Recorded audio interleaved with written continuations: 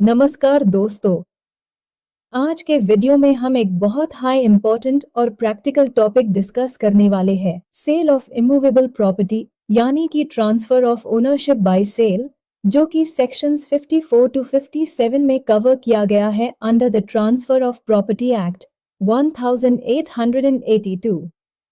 अगर आप लॉ के स्टूडेंट हैं या प्रॉपर्टी ट्रांजैक्शंस के लीगल फ्रेमवर्क को समझना चाहते हैं तो ये टॉपिक आपके लिए गेम चेंजर बन सकता है।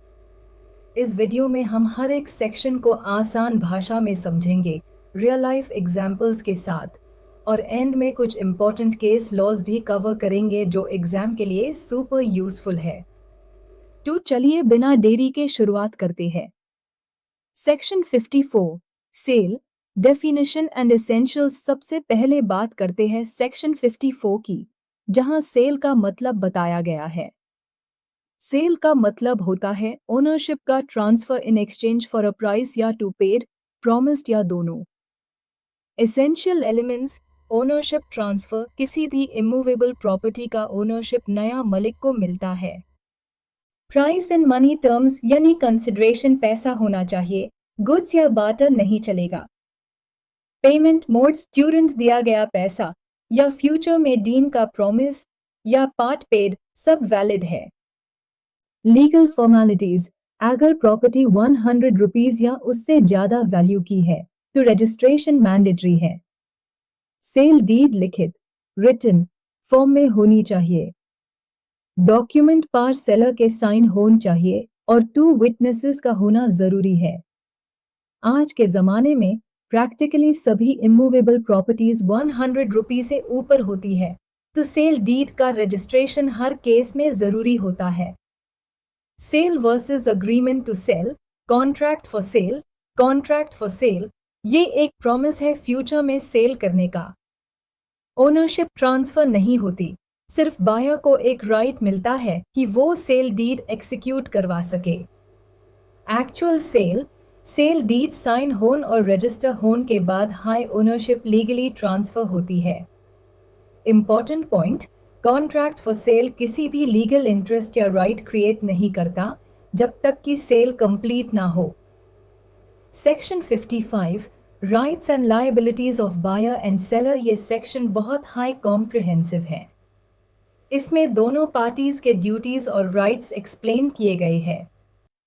बायर के ड्यूटीज, अगर कोई वैल्यू बढ़ाने वाली बात जानता है तो सेलर को बताए, like new highway plan. Agreed amount पे करे टाइम पा। रजिस्ट्रेशन चार्जेस पे करे अनलेस अलग अग्रीमेंट हो। बायर के राइट्स, प्रॉपर्टी का फिजिकल पोजेशन ले, टाइटल डॉक्यूमेंट्स ले। प्रिजम्पशन होता है कि सेलर आउटगोइंग ड्यूज पे करेगा जब तक ट्रांसफर कंप्लीट ना हो। Section 56 marshalling by subsequent purchaser. ये कॉन्सेप्ट थोड़ा टेक्निकल है लेकिन आसान भाषा में समझते हैं। अगर एक पर्सन ने अपनी मल्टीपल प्रॉपर्टीज मॉर्गेज कर दी किसी क्रेडिटर को और बाद में अनमेन से एक प्रॉपर्टी किसी थर्ड पर्सन को बेच दी, तो नया बायर डिमांड कर सकता है कि क्रेडिटर पहले बाकी प्रॉपर्टीज से पैसा रिकवर करे, उसके बाद उस प्रॉपर्टी से जो उसने खरीदी है। पर्पस, इनोसेंट बायर को प्रोटेक्ट करना जिसे ये नहीं पता था कि पुरानी लोन बर्डन प्रॉपर्टी पा है। Section 57 court ordered sale free from encumbrances. कई बार प्रॉपर्टी पा लीगल बर्डन जैसे मॉर्गेज होता है। अगर कोर्ट सेल का ऑर्डर देता है तो कोर्ट के पास पावर होती है कि वो प्रॉपर्टी को फ्री ऑफ बर्डन बेचने का ऑर्डर दे। सेल के पैसे से वो ड्यूस या एनकम्ब्रांसेस क्लियर किए जाते हैं। इसे बायर को क्लीन टाइटल मिलता है। Useful in partition suits, redemption of mortgage, disputed ownership cases. Important case laws एक नरंदास करसोंदास वी ऐसे कामताम 1977।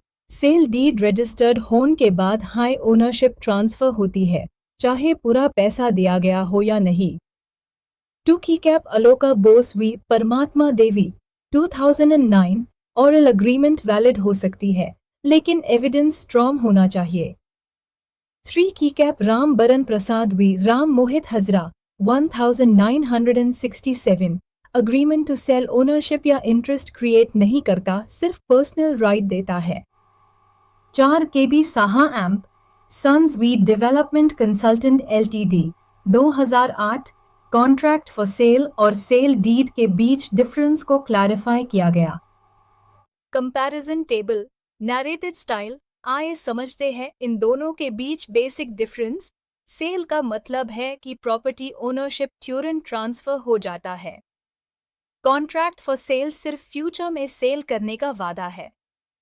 सेल डीड का रजिस्ट्रेशन मैंडेटरी है, बिना इसके ट्रांसफर वैलिड नहीं होता। कॉन्ट्रैक्ट फॉर सेल से बायर को कोई ओनरशिप राइट नहीं मिलता। क्विक रिकैप सेक्शन 54 सेल का मतलब ओनरशिप प्लस पैसा। सेक्शन 55 सेलर और बायर के राइट्स ड्यूटीज। सेक्शन 56 बायर को protection marshalling principle. Section 57 court sale कर सकता है क्लीन टाइटल के साथ।